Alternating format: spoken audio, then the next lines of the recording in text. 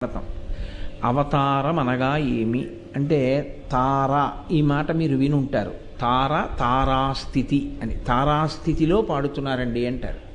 అంటే బాగా పైకి ఉన్నటువంటి స్థితి.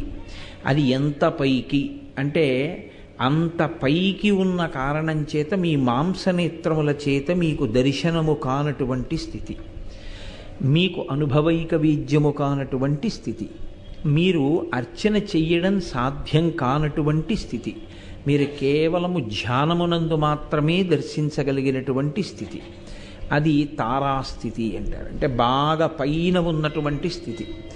అంత పైన ఉన్నటువంటి స్థితిలో ఉన్నటువంటి పరమేశ్వరుడు మన కొరకు అందుబాటులోకి రావడం కోసం బాగా కిందికి దిగి వచ్చాడనుకోండి, అప్పుడు అవతారము అంటారు.